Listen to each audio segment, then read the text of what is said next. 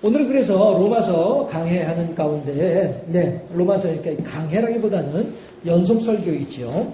연속 설교하는 가운데, 로마서 12장 14절에서 21절까지 말씀해가지고, 함께 하나님의 말씀을 생각을 해보고, 함께 하나님의 음성을 듣기를 원합니다.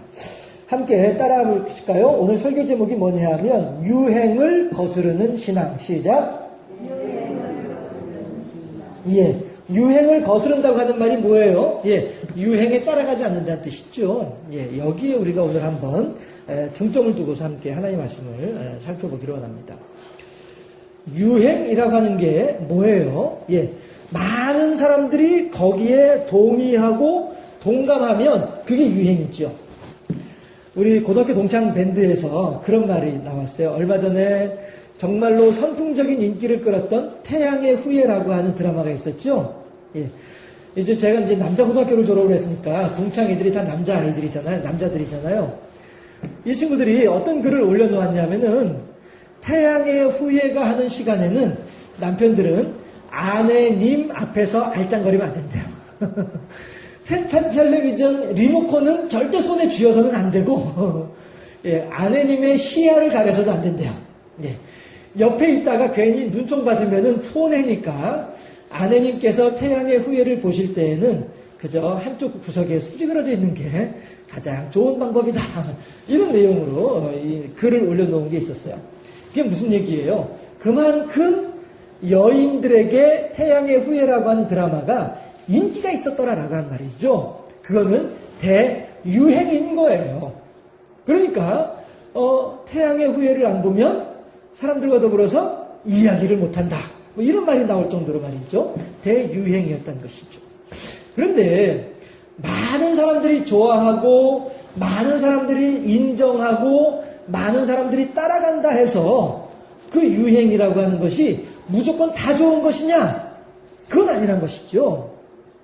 몇 년 전에 어느 유명한 여자 연예인이 안타깝게도 자살한 일이 있었죠. 그랬더니 그 이후에 이른바 그 베르테르 효과라고 해가지고 많은 사람들이 자살하는 것이 급증한 그런 일들이 있었죠. 이건 정말로 안타까운 유행인 것입니다. 너무나도 가슴 아픈 유행이 되는 것이죠. 그런가 하면 또 1900년대 초만 하더라도요. 웬만큼 이른바 먹물이 들어간 사람들, 웬만큼 공부했다고 하는 사람 치고 공산주의 사상에 심취하지 않은 사람이 없었더라라고 하는 거죠.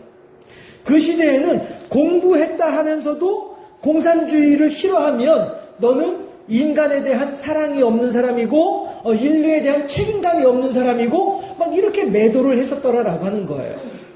그러나 우리들은 지금은 알고 있죠. 공산주의라고 하는 것이 한때에는 전 세계로 휩쓰는 대단한 유행의 것이었으나 그러나 공산주의가 결코 사람을 그렇게 행복하게 하는 것은 아니구나 하는 사실을 우리들은 이젠 다 알고 있다는 것이죠. 유행이라고 하는 것이 무조건 남들이 다 한다고 해서 무조건 다 좋은 것은 아니더라라고 하는 것이죠.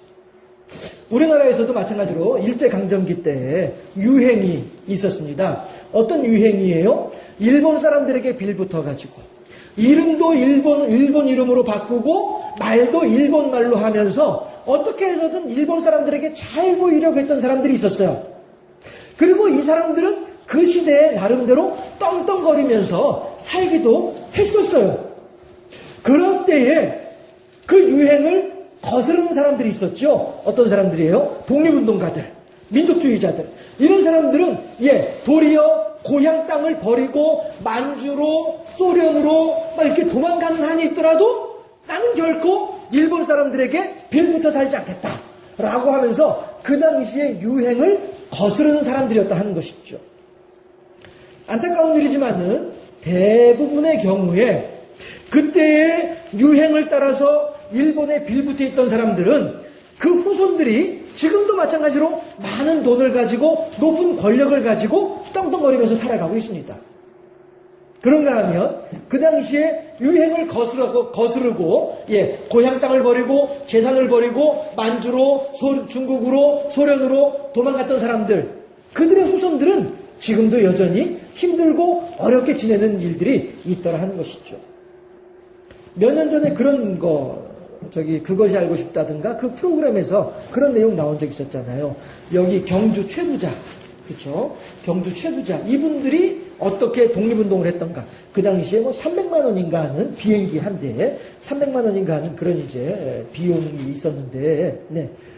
많은 사람들이 이제 그 거금을 들여서 일본 사람들한테 잘 보이기 위해서 이렇게 하는 그때에 도리어 이 경주 최부자 이 사람들은 몰래 대놓고 하면 안 되니까 몰래 이제 독립군들에게 독립자금을 막 대주기도 하고 말이죠. 그러다 결국에 이제 만주인가로 이제 아예 이렇게 망명을 하기도 하고 말입니다. 그 후손 가운데 한 사람이 싱가포르인가 홍콩인가에서 살고 있었는데 아주 이제 빈민가에서 아주 이렇게 비참하게 그렇게 지내고 있는 그런 내용들이 이제 텔레비전에 방영되기도 했었잖아요. 해서 좀 얘기가 빗나가는 것 같긴 합니다만은 우리나라에서 그 친일인명사전 편찬하려고 할 때 절대 안 된다라고 극구 반대하고 못하게 만들었던 사람들, 그 사람들은 거의 대부분이 다 조상들이 누구들이었어요? 그 당시 유행을 따르던 친일파들이었다는 것이죠. 그러니까 친일파의 후손들이 그 조상들이 가지고 있었던 재산들, 그 조상들이 가지고 있었던 일본에 빌붙어서 얻은 권세들 이런 것들을 그대로 물려받아가지고 친일파의 후손들이 지금도 마찬가지로 많은 돈을 가지고 높은 권력을 가지고 떵떵거리며 살아가고 있다는 하는 것이죠. 그런 걸 보면은 그럼 나도 그냥 유행을 따라 살아야 되나? 라고도 생각이 되어지겠습니다만은 다시 한번 우리들 오늘 설교의 제목은 유행을 거스르는 신앙이다라고 하는 것입니다. 오늘 로마서를 쓰고 있는 바울이 로마서를 쓰고 있는 이 시대에도 마찬가지로 그러한 유행이 있었어요. 어떤 유행이에요? 우리나라 사람들이 일본식 이름을 쓰고 우리나라 사람들이 일본 말을 하고 우리나라 사람들이 일본 복장을 하고 이것이 그 당시 유행이었던 것처럼 이스라엘 사회에서도 로마를 향하여서 로마 사람인 것처럼 그렇게 행동하는 것을 소망하는 이런 사람들이 있었더라라고 하는 것이죠. 왜 그래요? 그 시대에 로마는요, 팍스 로마나라고 하는 이름으로 표현을 하는데요. 팍스 로마나가 뭐냐 하면은 로마의 무력, 로마의 힘, 로마의 군사력, 이 군사력을 가지고 주변에 있는 많은 나라들을 다 쳐들어가가지고 그들을 다 이제 내 나라에 우리 마치 일본이 우리나라를 강제로 빼앗는 것처럼 말이죠. 그렇게 막 이제 빼앗아가지고, 세운 나라가 로마 제국이란 말이에요. 그러니까 그 로마 제국에 어쩔 수 없이 속국이 되어 있는 이 나라 사람들은 어떻게 해서든 로마로부터 벗어나고 싶은데, 어떻게 해서든 로마로부터 떨어져 나가고 싶은데, 로마가 워낙에 강력한 군사력으로 꽉 붙잡고 있으니까 도망을 못 가는 거예요. 그리고 그냥 그 안에서 로마의 권력에 굴복해가지고 알겠습니다. 그렇게 하시죠. 뭐 이렇게 하면서 살아가는 이 상태, 이것을 팍스 로마나라고 부른단 말이에요. 그러면 로마인들은 행복하고 즐거울 수 있겠죠. 그렇지 않겠어요? 아무나 그냥 신나게 그냥 아무 나라나 쳐들어가가지고서는 가서 칼 가지고서 그 나라 임금 앞에 칼 딱 들이대고서 어떻게 할 거야? 내 말 들을까 말든 안 들을 거야? 안 듣는다면 그 자리에서 치고 듣겠다고 하면 알았어 돈 내놔 해가지고 뺏어오고 말이죠. 로마 사람들은 행복할는지 모르지만은 그 주변에 무수히 많은 다른 부족들은 다른 자그마하고 힘없는 나라 사람들은 너무나도 불행한 시절이 팍스 로마나 로마로 인한 평화의 시대, 로마의 무력에 의한 평화의 시대였더라라고 하는 것입니다. 그러니까 우리나라에서도 마찬가지로 일본 사람들이 우리나라를 지배하고 있을 때에 어떤 사람들은 어떻게 해서든 일본 사람들한테 잘 보이려고 했던 것처럼 이 팍스 로마나 이 시대에도 마찬가지로 어떻게 해서든 로마 사람들한테 잘 보이려고 하는 이런 사람들이 유행처럼 그들의 생각이 그렇게 진행되고 있는 그때였더라라고 하는 것입니다. 그런데 과연 그 시대에 유행하는 내용들이 뭐였던가? 오늘 본문 로마서 12장 14절부터 나오는 내용들인데요. 그 시대에 유행하던 내용들인데 뭐 어떤 내용들이냐면요. 자, 한번 보실까요? 14절에 보니까 뭐라고 하냐면은 너희를 박해하는 자를 저주하지 말고, 그렇죠?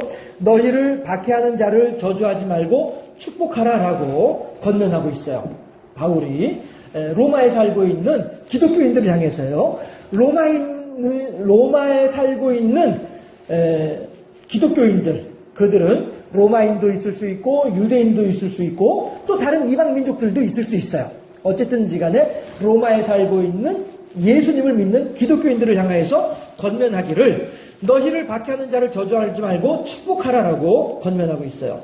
세상에 유행하는 생각은 남을 괴롭게 함으로 내가 즐거워진다라고 말하고 있는 거예요. 로마 제국이 그렇잖아요. 그렇죠? 가서 남들을 억지로 막 괴롭혀가지고 빼앗아가지고 오면은 그 사람들은 힘들어도 나는 즐겁단 말이에요. 이게 팍스 로마나의 유행이란 말이죠. 세상 사람들은 그렇게 하는 것이 잘하는 거야. 그게 세상 잘 살아가는 거야. 그게 요령껏 제대로 살아가는 거야. 라고 얘기를 하고 있지만 하나님을 믿는 사람들은 그렇게 하면 안 되겠다라고 하면서 유행을 따르지 말고 유행을 거스르는 신앙으로 살아야만 한다라고 바울이 로마 사람들에게 권면하고 있는 겁니다. 도리어 하나님을 믿는 우리들은 도리어 남의 것을 빼앗아서 내가 기뻐하는 것이 아니라 도리어 그 사람을 위해서 수고하고 희생하고 사랑함으로써 거기서 참다운 기쁨을 누릴 수 있어야 된다. 사람들을 향하여서 축복해 주어야만 한다라고 14절에서 가르치고 있는 거예요. 15절 보면은요. 즐거워하는 자들과 함께 즐거워하고 슬퍼서 울고 있는 사람이 있다고 한다면 그 사람과 함께 울어주라라고 이야기를 하고 있어요. 이 말은 무슨 얘기냐면은 하나님을 믿는 사람들은요. 나만 아는 이기적인 생각을 가지면 안 된다는 거예요. 안타까운 일이지만은 현재 한국 교회가 사회적으로 크게 이렇게 지지를 받지 못하고 자꾸 이제 교인들이 감소하는 이유 가운데 하나가 무엇인가? 이것에 대해서 여러 사람들이 분석하고 진단을 해요. 얼마 전에도 지난달까지만 하더라도 기독공부에서도 그것들에 대해서 분석한 기사가 한 달에 걸쳐가지고 나온 적도 있었어요. 그 중에 하나가 대표적인 게 뭐냐면은 예수 믿는 것들은 지들만 한다. 이기적이라는 것이죠. 다른 사람들 생각할 줄 모르고 이웃들 배려할 줄 모르고 지들만 알더라. 지들끼리만 똘똘 뭉쳐다니고 지들끼리만 재밌어 하더라. 이웃 사람들은 돌아보고 살펴볼 줄도 모르더라. 이것이 한국 교회에서 한국 교회가 평가받고 있는 것 중에 하나인데 오늘 본문 15절에서 하나님 뭐라고 해요? 함께 즐거워하는 자들과 함께 즐거워하고 우는 자들이 있으면 함께 슬퍼해 주라라고 이야기하는 거예요. 이기적으로 살면 안 된다. 옆에 있는 사람들, 주변에 있는 사람들을 배려하면서 그 사람들을 공감하면서 그 사람들의 사정과 형편을 살펴가면서 그렇게 살아야만 한다라고 권면하고 있는 것입니다. 16절에 보게 되면은요, 서로 마음을 같이 하라라고 하는 말은요, 경청해 주라는 거예요. 그 사람이 무슨 말을 하는지 자세히 들어주라는 거예요. 그래서 그 사람이 기뻐하면 같이 기뻐해 주고요. 그 사람이 슬퍼하면 같이 슬퍼해 줄 수 있어야 된다는 것이죠. 그런데 그와 마음을 같이 하지 않으면, 즉 그가 하는 말을 경청하지 않고 그가 하는 말을 귀담아 들어주지 않으면 그 사람은 지금 슬픈 이야기를 하고 있는데 아유 있잖아 말이야. 우리가 너무너무 재밌고 즐거워서 말이야. 이러면은 이웃사랑이 아니고 예수 믿는 사람의 기본 자세가 아니다라고 얘기를 하는 거죠. 마음을 낮게 가지라라고 하는 말은요. 이렇게 표현을 하면 어떨까 싶어요. 이 세상 살고 있는 사람들 가운데 사장은 한 사람이지만 직원은 수십 명, 수백 명, 수천 명, 수만 명이 되죠. 사장은 한 사람이지만 다스리는 사람은 한 사람이지만 다스리는 사람 밑에 있는 사람들은 많이 있다는 거예요. 이런 것처럼 고귀한 사람, 높은 권세를 가지고 있는 사람은 한두 사람이에요. 하지만은 비천한 사람, 권세 없는 사람, 나약한 사람들은 숱하게 많다는 것이죠. 이걸 얘기하는 거예요. 해서 마음을 낮게 가지라라고 하는 말은 스스로가 겸손한 마음으로 낮은 데에 임하라라고 하는 것이에요.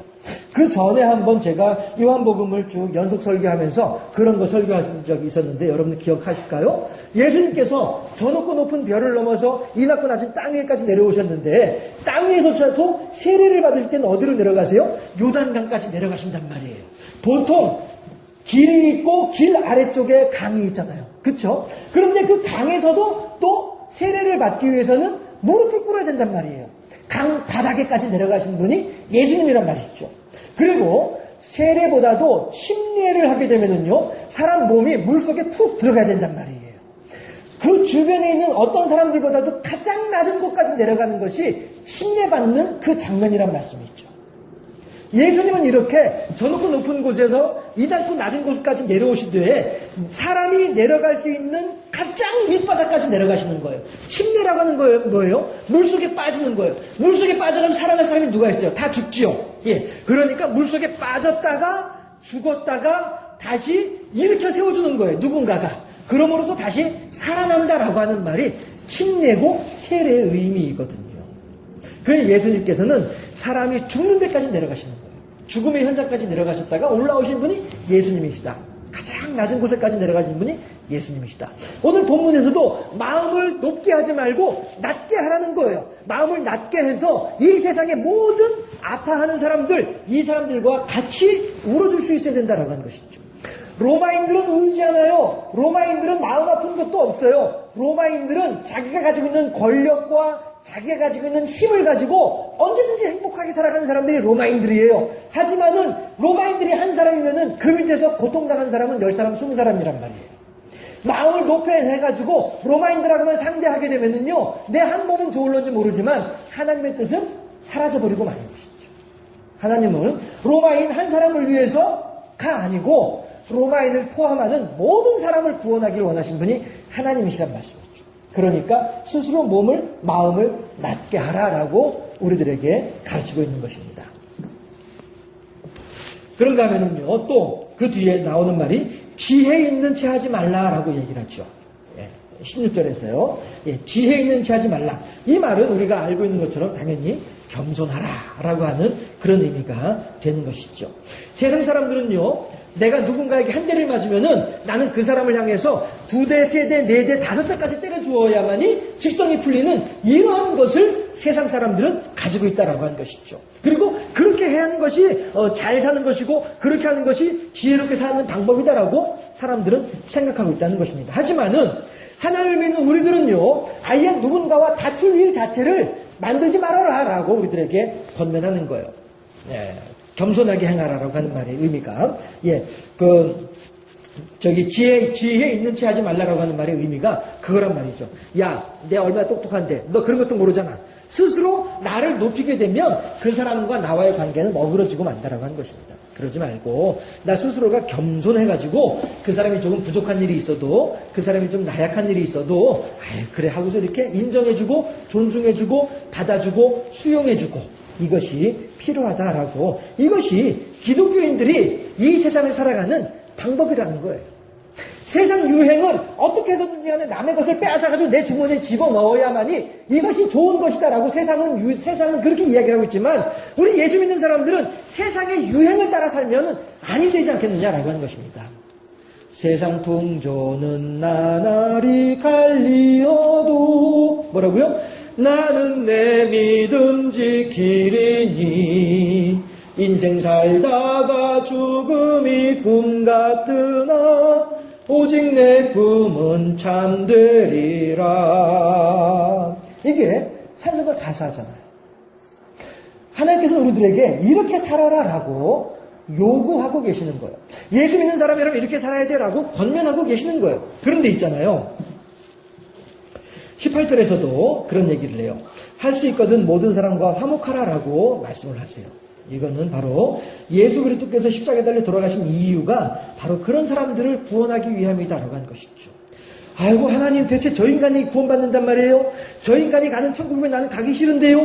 라고 할 정도로 그렇게 못된 인간이 있다 할지언정, 로마 사람처럼 말이죠. 일본 사람들처럼 말이죠. 일본 사람들에게 빌붙어가지고 떵떵거리고 살아가던 친일 반민족주의자들조차도, 야, 내가 저 인간이 천국에 가, 그럼 난 저 인간이 가는 천국 난 절대 안 갈 거야, 이렇게 할 정도로 악한 사람이 있다 할지언정, 예수 그리스도의 십자가는 나한테만 해당되는 것이 아니라 바로 그 사람도 실은 얼마나 불쌍한 사람이냐는 거예요.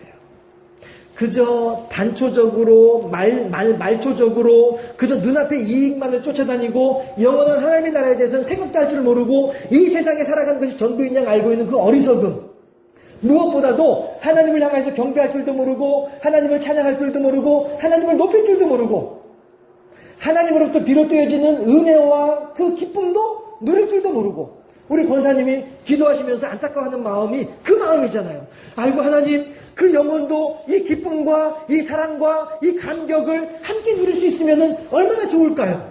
이거는 아는 사람의 간절함인 거예요. 모르는 사람은 모르니까 전혀 이것이 얼마나 좋은지를 모르잖아요. 아는 사람이 간절하게 이것에 대해서 기도하고 이것을 소망할 수 있게 된 거다라고 하는 것이죠. 모르고 그냥 지내는 그 모습은 얼마나 안타까워요. 예수님께서는 바로 그래서 그 사람을 위해서 십자가에 달려 돌아가신 그런 말씀이죠. 우리들은 이미 우리 안에 양의 울타리 안에 들어와 있는 우리들은 그런 하나님의 어린 양들이에요. 우리들은 그냥 이곳에 가만히만 있어도 목자가 있든 없든지는 상관없이 이 울타리 안에만 가만히 있기만 하더라도 늑대로부터 맹수로부터 우리들의 생명을 지킬 수가 있고요. 이 울타리 안에 가만히 있기만 해도 언제든지 먹을 수 있는 풀이 공급되게 마련이란 말이에요. 하지만은 이 양의 울타리 바깥에 있는 그 어린 양은 얼마나 안타깝냐 하는 것이죠. 조그만 바스락 소리가 나더라도 늑대가 나타나서 날 잡아먹는 거 아닌가? 표범이 나타나서 날 채가는 거 아닌가? 두려워할 수밖에 없는 것이 저 산속을 헤매고 있는 혼자 남아있는 그 양이란 말이죠. 이 양 울타리 안에서의 기쁨과 평안함과 행복은 전혀 모른 채 말이죠. 예수님께 십자가에 달려 돌아가신 이유는 바로 그 영혼 때문에 십자가에 달려 돌아가신 거예요. 그러니까 오늘 로마서 12장 18절에서 뭐라고 해요? 할 수 있거든 사람들과 더불어서 화목하라라고 하는 말씀은 바로 그 이야기인 거예요. 왜? 하나님께서 얼마나 그를 사랑하시는지, 하나님께서 얼마나 그를 긍휼히 여기고 계시는지, 하나님께서 얼마나 간절하게 그를 찾고 계시는지 안다면은 우리가 예수 믿는 사람으로서 어찌 그 사람 앞에서 하나님의 영광을 가리는 일을 할 수 있을 것이며 하나님의 그 간곡한 마음을 헤아리고 있다고 한다면 우리가 어찌 그 사람의 마음을 다치게 함으로써 아이고 예수 믿는 것들은 다 똑같아 라고 하는 말을 듣게 되면 그 사람은 하나님으로부터 더 멀어져 말잖아요. 그렇지 않겠어요? 그러니까 우리들이 내 속에서 막 이런 게 올라온다 할지언정 하나님의 사랑으로 그래요 하나님 예수님께서 바로 저 인간을 위해서 십자가에 달려 돌아가셨지요. 맞아요 알았어요 하나님 하나님의 영광을 위해서 저 인간이 지금 나를 모욕을 주고 저 인간이 지금 나를 혼을 내고 저 인간이 지금 나를 힘들게 하고 있지만은 그래도 하나님 모르니까 알았어요 하나님 제가 저 사람이 알 수 있도록 하나님의 사랑을 경험할 수 있도록 하나님의 사랑을 느낄 수 있도록 제가 할 수 있는 만큼은 최선을 다해서 그들과 더불어서 화목하겠나이다. 하나님께서 우리들에게 원하시고 요구하시는 내용은 이거란 말씀이죠. 14절부터 18절까지의 내용들이 그렇더라라고 하는 거예요. 자, 그랬을 때에 얼른 그런 생각 들지 않으세요? 아이고 지금까지도 내 속이 문드러졌는데 저 목사님 하는 얘기 들어보니까 날들어 더 문드러지라고 아이고 어떻게 하면 좋으냐 이렇게 가슴이 철렁한 분들이 혹시 계실런지 모르겠어요. 그러나 여러분들이요 걱정하지 마세요. 19절 말씀이 있어요. 로마서 12장 19절 말씀 합독해 보도록 합니다. 로마서 12장 19절 말씀 합독합니다. 내 사랑하는 자들아 너희가 친히 원수를 갚지 말고 하나님의 진노하심에 맡기라. 기록되었으되 원수 갚는 것이 내게 있으니 내가 갚으리라고 주께서 말씀하시니라. 아멘. 할렐루야. 그래요. 나는 할 수 없어요. 나는 저 인간 볼 때마다 불불 끓어오르는데 나는 어떻게 할 수가 없어요. 그렇지만은 하나님께 맡기면 되는 거예요. 하나님께 맡기면. 제가 이 하나님께 맡긴다라고 하는 말씀의 의미를 정말로 분명하게 깨닫게 된 일이 하나가 있었어요. 뭐였냐면요. 여러분 잘 알고 계시는 한경직 목사님 잘 알고 계시잖아요. 그렇죠? 우리나라에서는 그래도 기독교계에 있어서 아주 큰 어른 가운데 한 분이 한경직 목사님이시잖아요. 이분이 살아계실 때에 영락교회에 담임하고 계실 때 당회를 하면서 장로님들하고 사이에서 대단한 그런 일들이 있었던 모양이에요. 자세한 내용은 저도 사실 잘 전해 듣지 못했기 때문에 아무튼 전에 목사님의 입장으로 보았을 때에는 무척이나 속상했을 것 같은 그런 일이 당회에서 있었어요. 그래가지고 제가 여러분들한테 이거 소개한 적이 있었던 것 같은데 그러고 보니까 아무튼 전에 장로님 중에 한 분이 사모님한테 와가지고 걱정스러워서 얘기를 하는 거예요. 사모님 목사님 어떠세요? 라고 질문을 해요. 그랬더니 사모님이 장로님들은 왜요? 이러는 거예요. 장로님이 다시 또 사모님 목사님 괜찮으세요? 사모님이, 아니, 왜 그러세요? 무슨 일이 있었는데요? 예, 실은 목사님께서 사모님한테 아직 말씀 안 하신 모양인데, 오늘 당회하면서 이러이러한 일들이 있었습니다. 그러니까 사모님이 목사님한테 갔어요. 가가지고, 목사님, 오늘 당회에서 이런 일이 있었다면서요? 있었지. 그런데 왜 저한테 말씀 안 하세요? 괜찮아. 무슨 말씀이세요? 아, 나 이미 다 하나님한테 막 말씀드렸어. 이미 다 하나님한테 말씀드렸어. 이러니까 괜찮다는 거예요. 왜 여러분, 우리가 하나님께 맡긴다라고 하는 말의 의미가 어떠세요? 저는 그 예화를 듣는 그 순간에, 맡긴다는 게 이거구나. 저 그때 깨달아 알 수 있게 되던데 말이죠. 여러분들은 어떠세요? 무거운 짐을 나 홀로 지고 견디다 못해 쓰러질 때 불쌍히 여겨 구원해 주리 오직 예수. 할렐루야. 이거잖아요. 오늘 바울이 19절에 사는 말이 그 얘기예요. 아이고야, 14절, 15절, 16절, 17절, 18절까지? 아이고, 이걸 내가 어떻게 다 감당하라고? 안 그래도 내 좀 속이 문드러지고 있는데, 아이고, 내가 지금도 내가 그 인간들 때문에 기도하느라고 얼마나 힘이 드는데, 아이고야, 바울이 나한테 이렇게까지 얘기를 해? 하나님 나 이거 감당 못해요. 우리들은 얼마든지 그럴 수 있습니다. 그렇지만, 성령의 인도함을 받는 사도 바울은 로마서 12장 19절에서 우리들한테 뭐라고 얘기를 해요? 그렇지만 그 모든 것들은 너의 몫이 아니라는 거예요. 너의 짐이 아니라는 거예요. 네가 감당할 게 아니라는 거예요. 어떻게 해요? 여호와께 맡기라는 거예요. 하나님께서 알아서 하신다. 하나님께서 알아서 하신다. 그러면서 하는 얘기가 내 사랑하는 자들아 너희가 친히 원수를 갚지 말고 하나님의 진노하심에 맡기라. 기록되었을 때 원수 갚는 것이 내게 있으니 내가 갚으리라고 주께서 말씀하시니라. 이른바 악역은 하나님께서 감당하신다는 거예요. 그러니까 우리들은 그냥 입에다가 스마일만 하고 있으면 되는 거예요. 우리들은 입에다 그냥 웃음만 가지고 있으면 되는 거예요. 얼마 전에도 그러고 보니까 생각나는데 얼마 전에도 어느 집사님이 그 친구들과의 관계 때문에 무척 힘들어하시는 그런 걸 본 적이 있었어요. 그때 제가 권면해드렸던 내용이 바로 이 내용이었었어요. 집사님, 그건 딱 보더라도 영적인 싸움입니다. 영적인 싸움이면은 집사님이 나설 일 없어요. 하나님께서 알아서 하실 일이에요. 집사님 그렇게 속 끓일 필요 없고요. 하나님께서 알아서 하실 거니까 걱정하지 마시고 집사님은 평안히 계시면 됩니다. 제가 그렇게 권면을 한 적이 있었는데요. 오늘 12장 19절에서 바로 그 이야기를 하는 거예요. 악을 갚는 일은 그 사람이 행한 일들에 대해 행한 대로 보응하는 것에 대해서는 내가 알아서 할 테니까 너는 걱정하지 말아라. 너의 모든 근심 걱정을 다 나한테 맡기도록 하라. 라고 우리들에게 권면하고 있다는 것입니다. 우리는 그런 일들을 14절부터 18절까지 있는 내용들을 우리들은 할 수가 없어요. 왜냐하면 내 승질머리를 내가 잘 알고 있기 때문에 그래요. 해서 엄두도 내지 못하는 그런 일들입니다. 하지만은 나는 할 수 없으되 능력이 많으신 하나님께서는 얼마든지 가능한 일이 된다라고 하는 것입니다. 하나님한테 다 일러 바쳤어. 한경진 목사님처럼 말이죠. 하나님한테 다 맡겼어. 아이 걱정하지 마. 이 세상을 살아가는 우리들은요, 이 세상 풍조를 완전히 무시할 수는 없습니다. 그렇죠? 그러니까 없는 돈에도 양복 사서 입고 다녀야 되고요. 없는 돈에도 이발하고 다녀야 되고요. 또 세상의 어떤 그런 시간을 절약하고 하기 위해서라도 승용차를 타고 다녀야 되기도 하고 말이죠. 제가 학교에서 공부할 때 어느 교수님 같은 경우에는 아주 고집스럽게 대중교통만 이용하는 그런 분들도 계시기도 했었어요. 그분은 그분 나름대로의 소신을 가지고서 그렇게 행하신 일이기도 하고요. 하지만 이제 또 많은 사람들은 또 자동차를 타고 다니면서 여러 가지 일들을 효과적으로 효율적으로 잘 풀어나가기도 하고요. 세상 풍조, 유행을 아예 무시하면서 살아갈 수는 없습니다.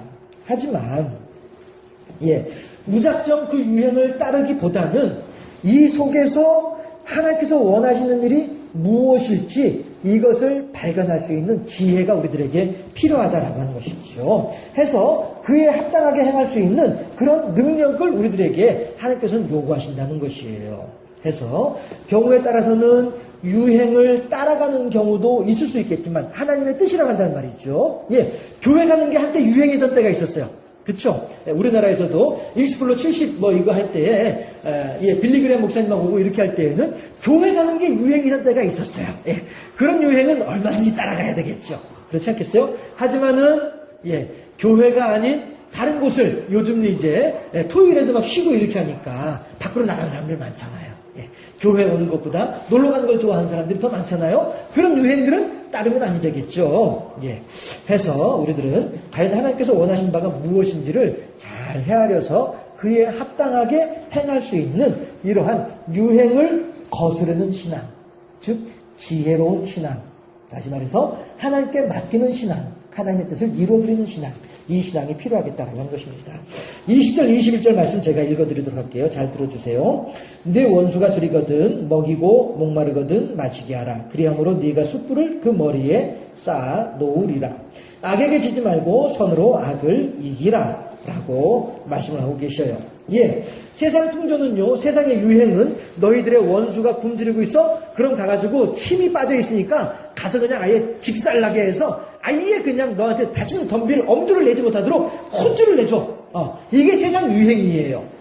그렇지만 하나님께서는 우리들에게 뭐라고 말씀하세요? 아니야. 그들에게 가서 먹을 것을 주고 그들의 기력을 돋굴 수 있도록 해주라라고 우리들에게 말씀하고 계시는 거예요. 그렇게 함으로써 네가 스스로 원수를 갚지 말고 원수 갚는 일을 나에게 맡기란 말이에요. 하나님께서 하신 말씀이 나에게 맡겨라. 그렇게 함으로써 너는 그에게 선하게 행함으로써 그의 머리에 핀 숯을 올려놓게 되는 결과가 될 것이다.